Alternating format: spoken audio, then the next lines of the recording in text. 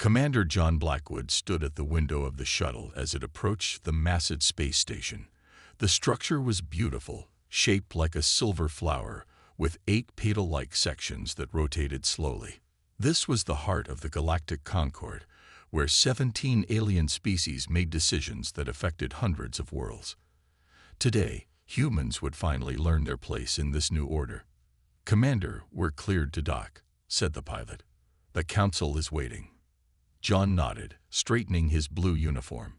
Earth had joined the Concord just 6 months ago, and this was their first official meeting with the High Council.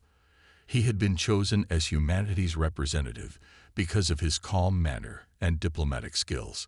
Inside, however, he felt nervous. The aliens had technologies beyond human imagination. The shuttle docked with a gentle bump. John took a deep breath and walked through the airlock into the station.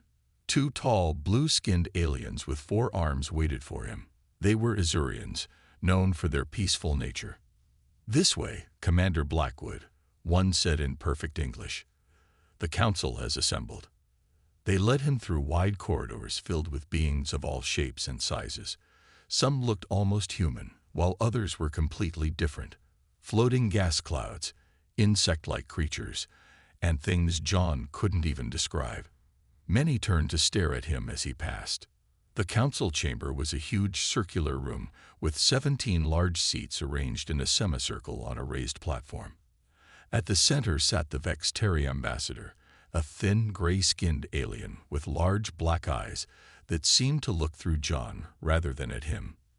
The Vextari were the oldest and most powerful members of the Concord. "Commander Blackwood of Earth," announced an unseen voice, "representative of humanity." John walked to the center of the room and bowed slightly. "Honorable Council, I bring greetings from Earth." The Vextari ambassador leaned forward. "Commander, we have reviewed your species at length. We have studied your history, your wars, your rapid technological growth." His voice was cold. "The Council has concerns." John kept his face neutral. "We are eager to learn and contribute to the Concord." "Perhaps," said the ambassador, "but your kind is unpredictable, dangerous. You advance too quickly without the wisdom to use such power properly." Murmurs spread through the council. John noticed some nodded in agreement, while others seemed to disagree. "We have made a decision," continued the Vextari. "Humanity will be restricted to the Outer Rim territories. You are forbidden from building warships larger than Corvette class. Your military vessels may not enter core systems without escort." John felt his face grow hot. These restrictions would make Earth nearly defenseless.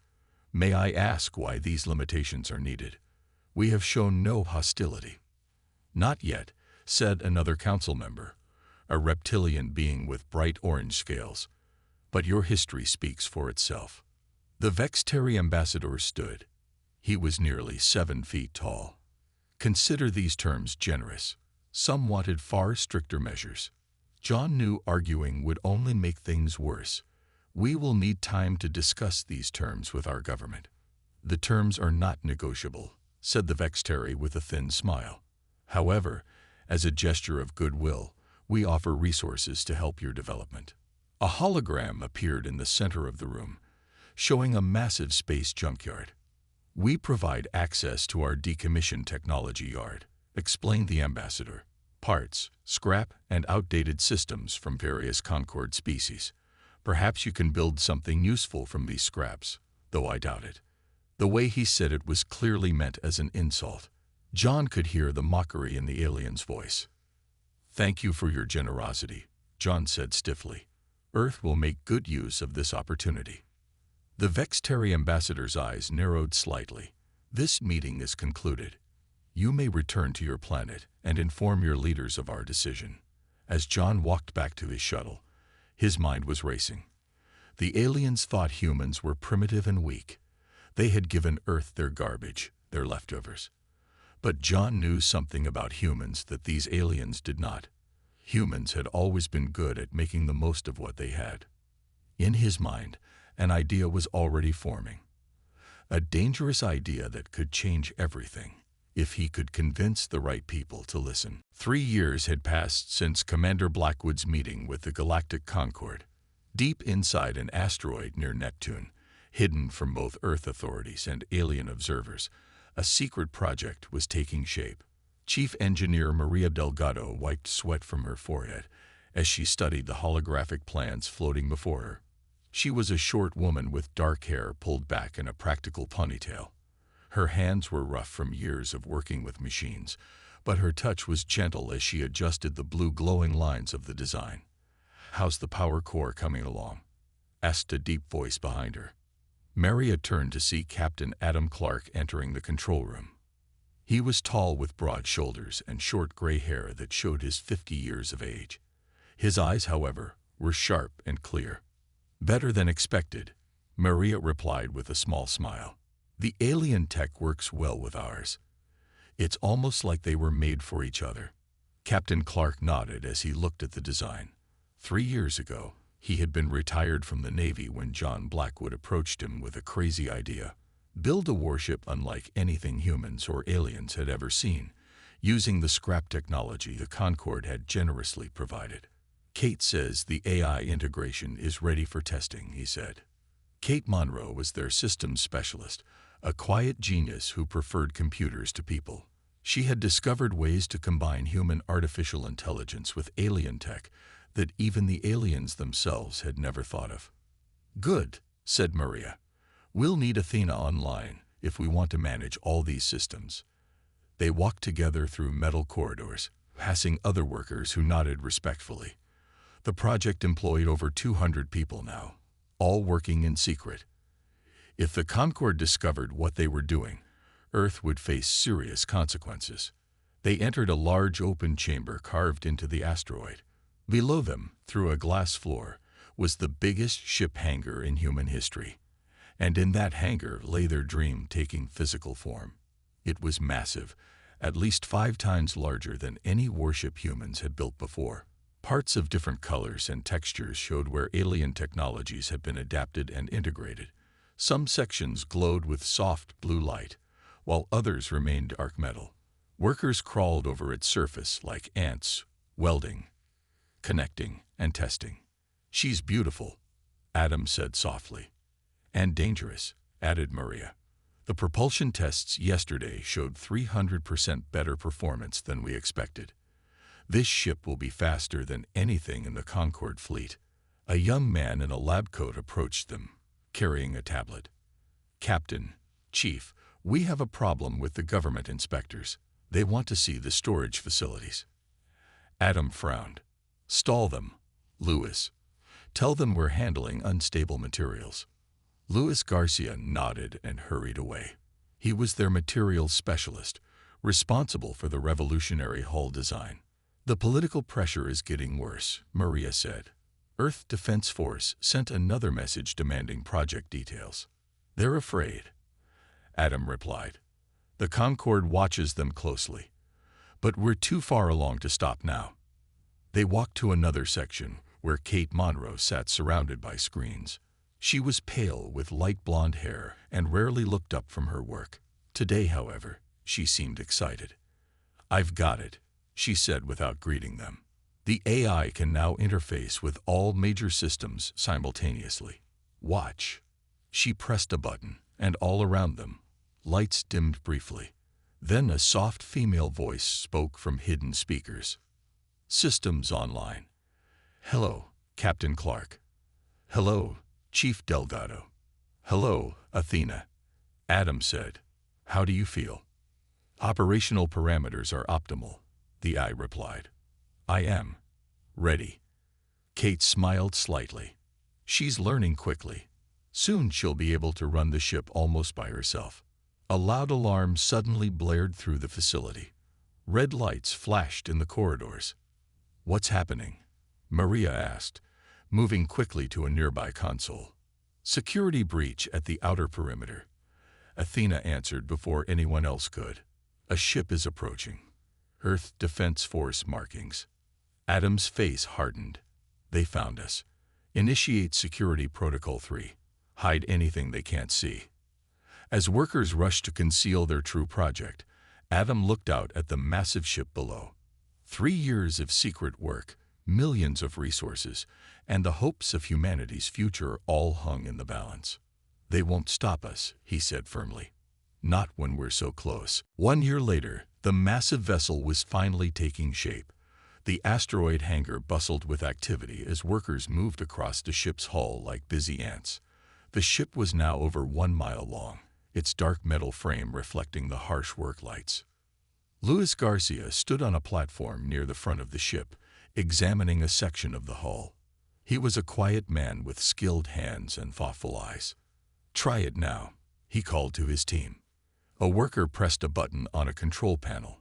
The section of hull shimmered and then changed color, shifting from dark gray to a dull brown that looked like an old cargo hauler. Luis smiled. "Perfect. The adaptive plating works." The special metal alloy they had found in the alien scrapyard had amazing properties. It could change color and texture, making the warship look like an ordinary cargo vessel. The perfect disguise. Nearby, Olivia Carter worked on the weapons systems. She was a tall woman with short red hair and a serious face. Before joining the project, she had been the best weapons specialist in Earth's defense forces. "The railguns are ready," she told Captain Clark as he approached.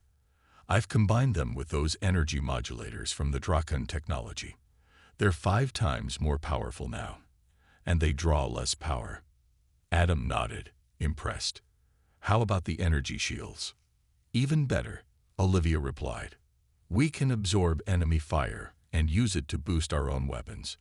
No one has seen anything like this before." They walked together through the nearly completed ship. Workers were installing the last systems, testing connections, and preparing for the first full power test. In the command center, Kate Monroe was connecting the final parts of Athena's core systems. The AI had grown even more sophisticated over the past year. "Hello, Captain Clark," Athena said as they entered. "Current completion status is at 93%. We will be ready for launch in 14 days. "Good work, Athena," Adam replied. He had gotten used to talking to the AI as if she were a person. Sometimes he thought she really was. Maria Delgado joined them, carrying a tablet with the latest test results. "The engine tests are complete. We're getting more power than I ever thought possible. This ship could outrun anything in the Concorde fleet." A sudden commotion at the door caught their attention. 2 security guards were escorting a man in a military uniform into the command center. He was tall with a stern face and sharp eyes that took in everything at once. "Major Paul Bennett, Earth Defense Force," he announced. "I'm here under orders to inspect this facility and report back to headquarters." Adam stepped forward. "This is a private research station, Major. You have no authority here." "I have direct orders from General Williams," Major Bennett replied, holding up a document. "Earth is concerned about rumors of unauthorized shipbuilding. The Concorde has been asking questions." A tense silence filled the room. If the Earth government officially discovered what they were doing, they would be forced to shut down. The Concorde would make sure of it. Maria moved closer to Adam. "Maybe we should tell him," she whispered. "Show him what we've accomplished." Adam considered for a moment, then nodded. "Major Bennett, before you report back, I'd like to show you something. Something that might change your mind." Paul Bennett looked suspicious but followed Adam to the large observation window. When he saw the massive ship below, his eyes widened in shock. "What is that?" he asked in a quiet voice. "Earth doesn't have clearance to build anything that size." "That," Adam said with pride, "is humanity's answer to the Concorde's restrictions. We call her Titan." "You're going to get us all killed," Paul said, but there was a hint of awe in his voice. "If the Vextari find out." "They won't," Maria said, joining them. "Not until we're ready. The ship can disguise itself as a cargo hauler, and it has capabilities no one in the galaxy has seen before." Paul looked at the ship again, his expression changing from shock to wonder. "How did you build this with scrap?" "Human ingenuity," Adam replied simply. "The question is, Major, Are you going to report us, or join us? Hall Bennett looked at the ship one more time, then at the determined faces around him. He made his decision. The Titan glided silently through space, its massive form disguised as a simple cargo hauler. From the outside, it looked like an ordinary transport ship, worn and slightly outdated. No one would guess that beneath its plain exterior was the most advanced warship ever built by human hands. Captain Adam Clark sat in the command chair on the bridge.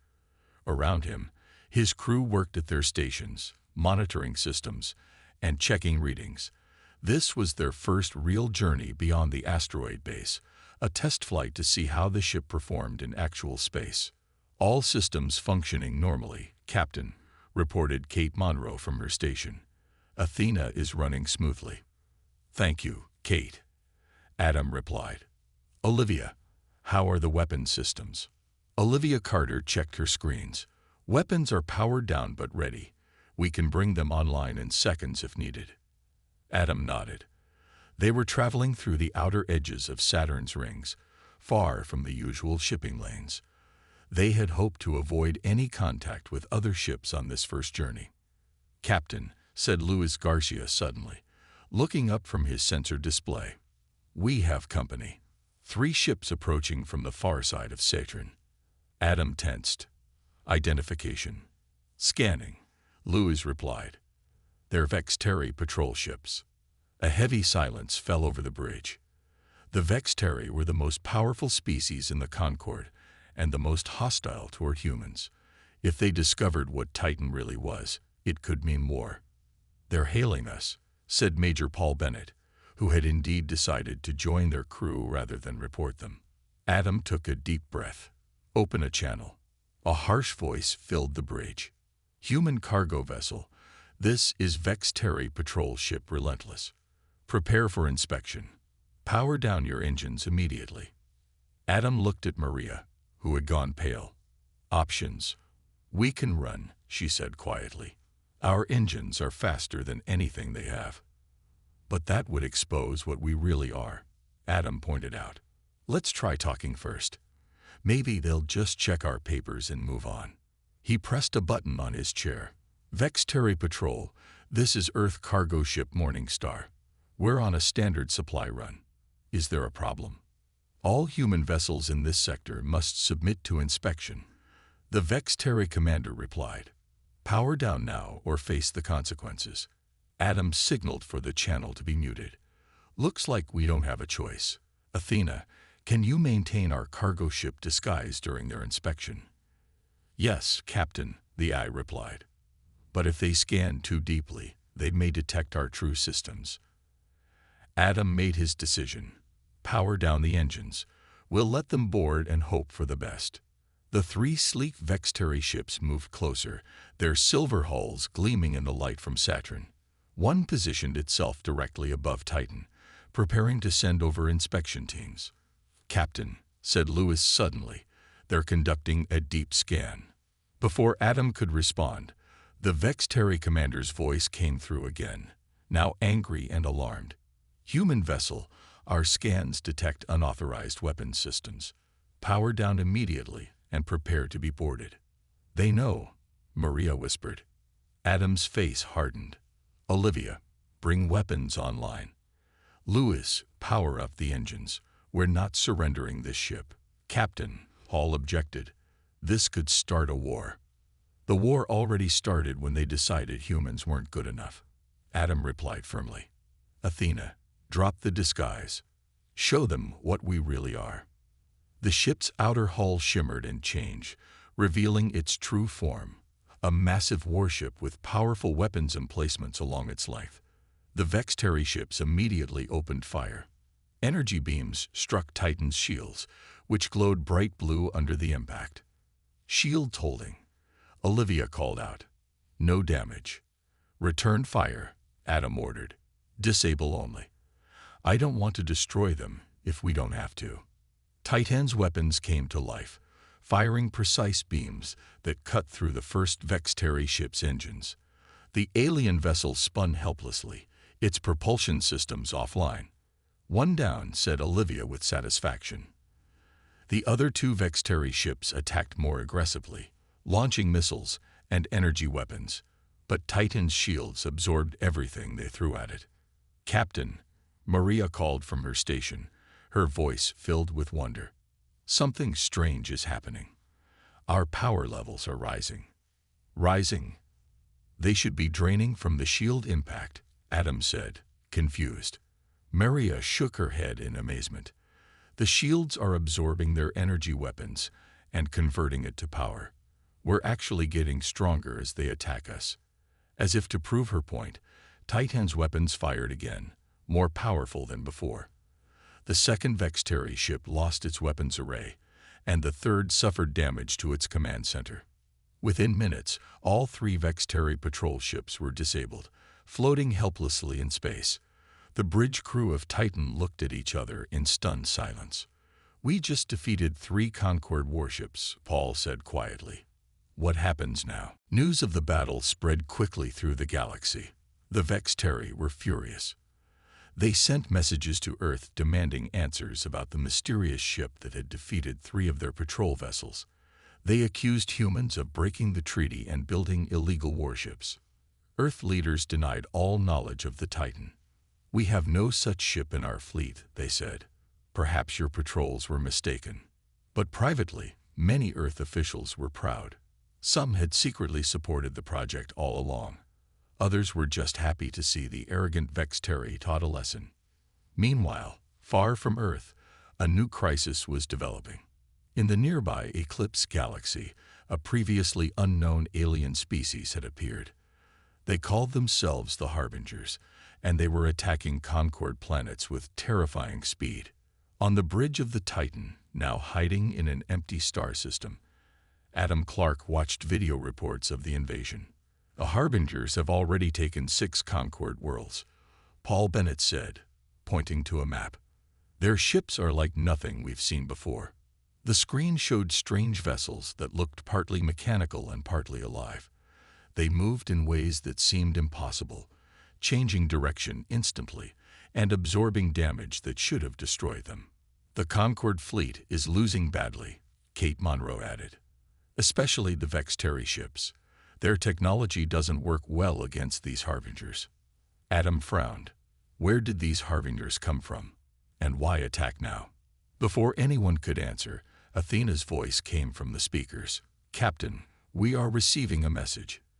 It is being sent on a secure channel directly to Titan." Adam looked surprised. Very few people knew how to contact the ship. "Who is it from?" "It appears to be from the Concord High Council itself," Athena replied. The crew exchanged shocked looks as Adam ordered, "Put it through." A hologram appeared in the center of the bridge. It showed a tall, thin alien that none of them recognized. Its skin was pale blue, and it had 4 arms. "I am Counselor Zalthran of the Concord," the alien said. "I speak with the authority of the High Council, though unofficially. This is Captain Adam Clark of the Earth vessel Titan." Adam replied cautiously. "What do you want with us?" The alien's large eyes blinked slowly. "We need your help, Captain. The Harbingers are defeating our fleets. Their technology is unlike anything we have faced before." Maria Delgado stepped forward. "Why come to us?" "The Vexteri want our ship destroyed." "The Vexteri are proud," Zalthran said. "They will not admit they need help, especially from humans. But many on the Council recognize the reports of your ship's abilities. You defeated 3 Vexteri vessels with ease." "That was self-defense," Adam pointed out. "Of course," the alien agreed smoothly, "but it demonstrated capabilities we need. The Harbingers will reach heavily populated systems soon. Billions of lives are at risk." The bridge was quiet as everyone considered the counselor's words. "What exactly are you asking?" Adam finally asked. "Come to the Eclipse galaxy. Help us fight the Harbingers. In return, the Council will reconsider Earth's status in the Concord. Full membership, no restrictions." After the counselor's image disappeared, the crew debated what to do. "It could be a trap," Olivia warned. "Get us to the front lines, and then arrest us." Or it could be our chance to prove humans belong as equals in the Concord, Maria argued. The Harbingers are a real threat, Paul added. I've seen the reports. Their ships are destroying everything in their path. Adam stood by the main viewport, looking out at the stars. Earth didn't authorize this mission, he said quietly. If we go, we're on our own. We've been on our own from the start, Maria reminded him. Adam turned to face his crew. Athena, how long would it take us to reach the Eclipse galaxy? At maximum speed, 3 days, Captain, the AI replied. And our weapon systems, are they ready for a real war? All systems are functioning at optimal levels, Athena said. And I have analyzed the Harbinger attack patterns from the video reports. I believe I can predict their movements. Adam nodded slowly. Set course for the Eclipse galaxy, he ordered. Let's see what Titan can really do. As the massive ship turned and accelerated away, its engines glowing with power from the alien technology they had once been given as scrap, none of the crew knew they were heading toward a discovery that would change their understanding of the galaxy forever. Titan emerged from faster-than-light travel at the edge of the Eclipse galaxy. The view on the main screen showed chaos. A massive battle was taking place around a small blue planet. Dozens of Concord ships fought against strange vessels that moved like living creatures. Sensors online, Lewis announced from his station. I'm counting 18 Concord ships still fighting. And he paused, his eyes widening. One massive Harbinger vessel. It's huge, Captain. At least twice our size. Adam leaned forward in his command chair. What about the planet? Heavily populated, Kate replied. Over 3 billion people, mostly civilians. On the screen, they could see the enormous Harbinger ship advancing toward the planet. It was unlike anything they had seen before, part mechanical, part biological, with sections that seemed to pulse and move as if breathing. The remaining Concord ships tried desperately to stop it, but were being destroyed one by one. They're protecting a refugee fleet, Olivia pointed out, indicating smaller ships fleeing from the planet. Civilian transports. Adam made his decision. Battle stations. Olivia, bring all weapons online. Maria, maximum power to engines and shields. The crew moved quickly to their positions as Titan accelerated toward the battle. The ship's systems hummed with power, the lights dimming briefly as energy was diverted to weapons and shields. Athena, Adam called. Analyze the Harbinger ship. Find any weaknesses. Scanning, the AI replied. The vessel appears to be partially organic. It regenerates damage rapidly and absorbs energy from attacks. Like we do, Maria said quietly. Incoming transmission, Paul announced. From the Concord command ship. A haggard-looking alien appeared on screen. Its uniform was torn and smoke filled the background. Unknown vessel, identify yourself and leave this sector immediately. This battle is beyond your capabilities. This is Captain Adam Clark of Earthship Titan, Adam replied. We're here to help. The alien commander looked surprised. The human ship. We heard rumors, but an explosion rocked his ship, cutting him off.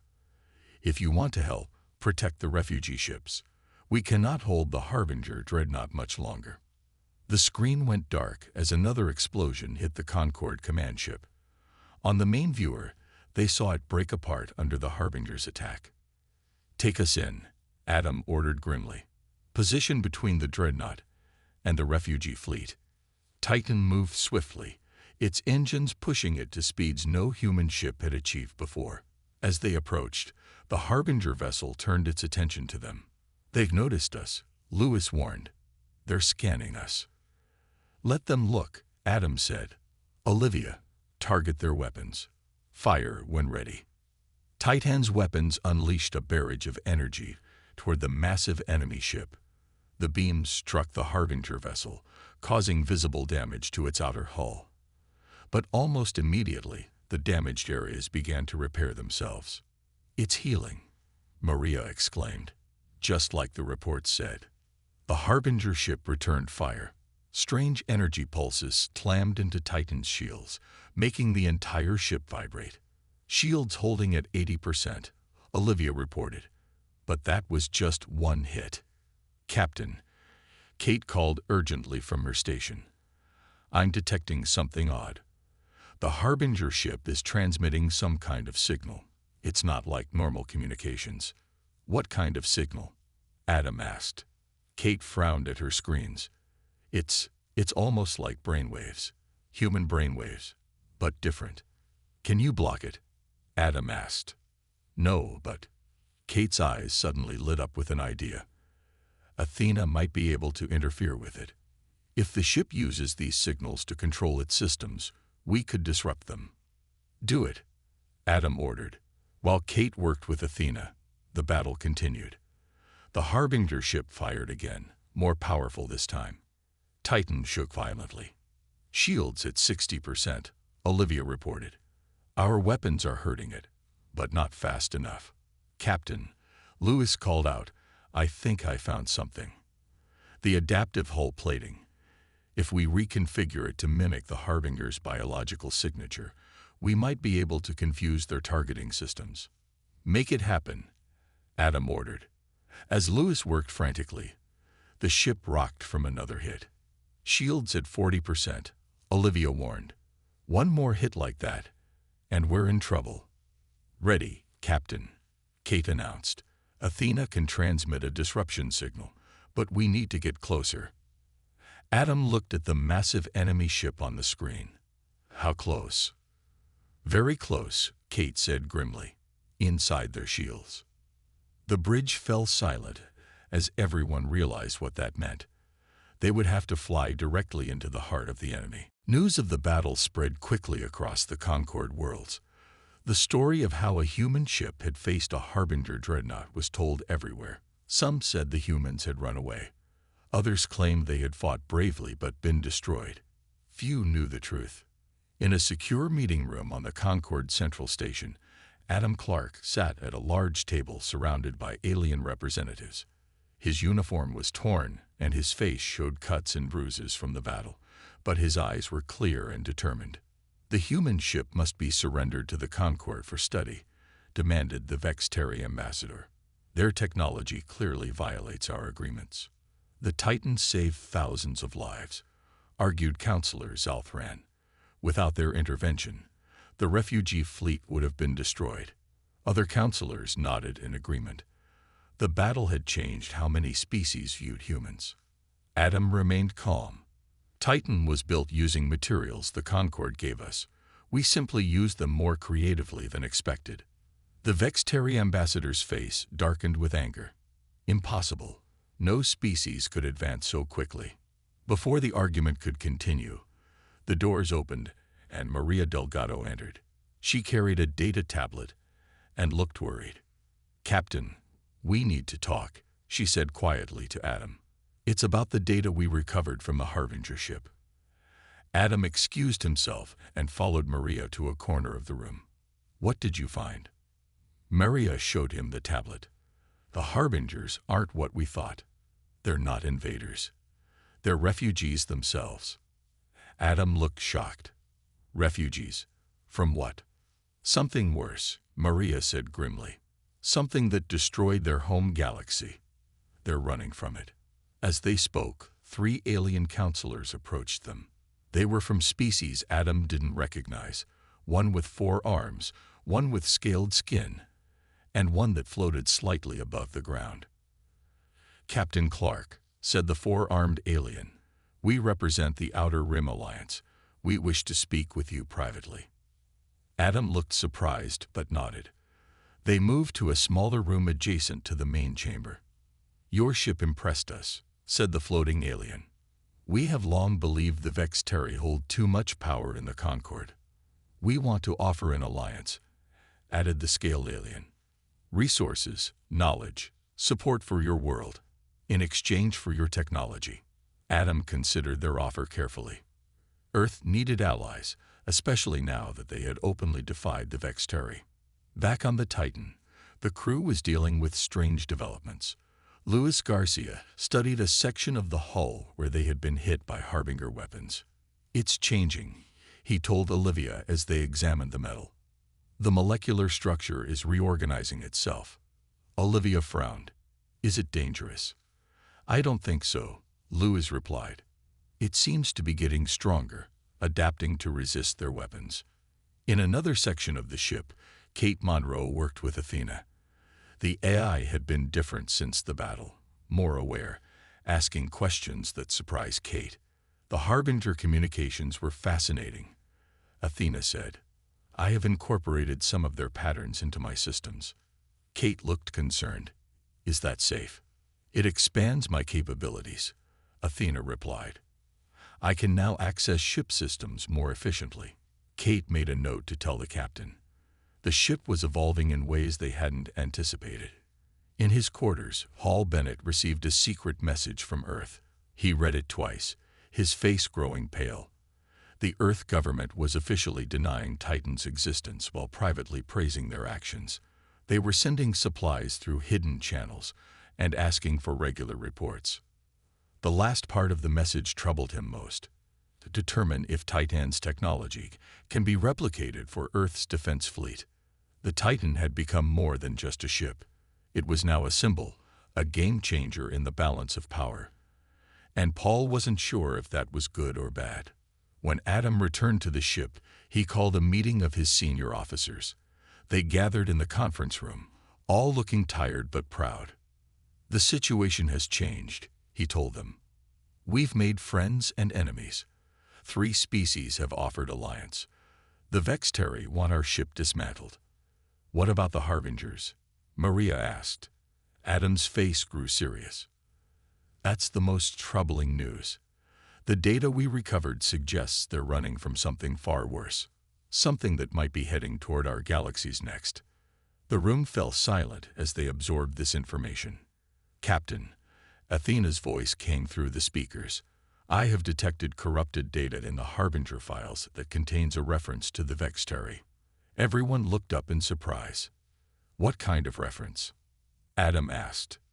"It appears," Athena said, "that the Vexteri may have encountered the Harbinger's enemy before." Alarms blared throughout the Concorde's central station. On every screen, the same terrifying image appeared. A massive fleet of Harbinger ships heading straight for the most populated system in the Eclipse galaxy. Over 20 billion people lived there, on 12 planets and hundreds of space stations. In the emergency council chamber, representatives from all 17 Concorde species argued loudly. "We must evacuate," shouted one. "Impossible. There are too many people," responded another. "Our fleet is still recovering from the last battle," a military officer reported grimly. "We have only 43 combat-ready vessels." The Vexteri ambassador stood tall. "We will fight. The Concorde does not surrender." Captain Adam Clark watched silently from the side of the room. He had been invited as an observer, nothing more. The Concorde still didn't fully trust humans. His communicator beeped. It was Maria. "Captain, you need to return to the ship now." When Adam reached Titan, he was shocked to see not just his ship but 5 other vessels docked nearby. They were human ships, smaller than Titan, but clearly built with similar technology. Maria met him at the airlock. "They arrived an hour ago," she explained. "Earth sent them. They'd been building in secret using our plans." "How?" Adam asked in surprise. "We didn't send any plans back." Maria smiled slightly. Apparently, Major Bennett has been more helpful to Earth than he admitted. Paul Bennett was waiting on the bridge with the other officers. He looked nervous but determined. "Captain, I did what I thought was right. Earth needed to protect itself." Adam wasn't angry. In fact, he smiled. "You did exactly what I would have done, Paul." "Captain," Athena interrupted, "the Harbinger fleet will reach the populated system in 6 hours. The Concorde fleet is mobilizing, but will be outnumbered 5-1. Adam looked around at his crew. They were tired from their recent battle, but he saw resolve in their eyes. "Olivia, what's our weapons status?" "Fully operational, Captain," she replied, and improved. The adaptations from the last battle have made our weapons 20% more effective against Harbinger ships. Kate, what about Athena's disruption signal? Kate nodded confidently. We've refined it. If we can get close to their command ship, we can disrupt their entire fleet. Adam made his decision. Contact the commanders of the other Earth ships and get me a channel to the Concorde fleet. On the main screen appeared the face of the Concorde fleet admiral, a stern-looking Vextari. Captain Clark, the admiral said coldly, "This is a Concorde matter.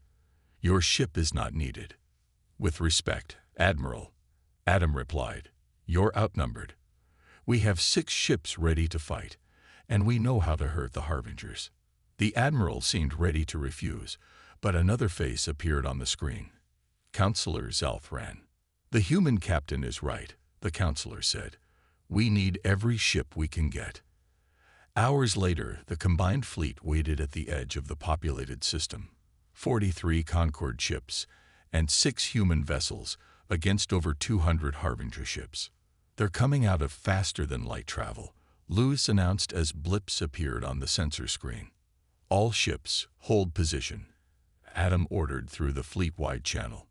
"Wait for the command ship." The Harbinger fleet spread out across space, a terrifying sight. But Adam was looking for one ship in particular, the largest one at the center. "There," he said, pointing. "That's our target." Titan moved forward, leading the 5 other Earth ships in a tight formation.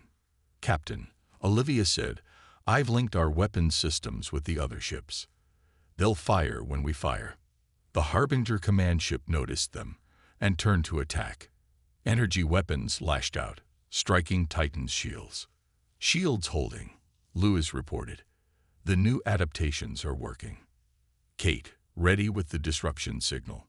Adam asked. Kate nodded, her fingers poised over her console. "Ready, Captain. We need to get closer.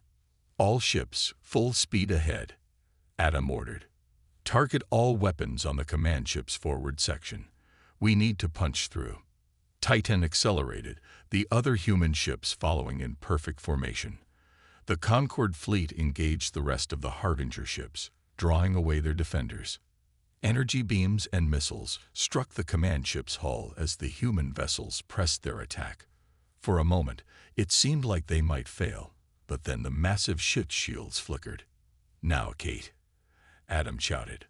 Kate activated the signal. Through Athena, it spread to all 6 human ships, amplifying it. The signal cut through the Harbinger communications, throwing their entire fleet into chaos. The massive command ship stopped firing, its systems confused by the disruption.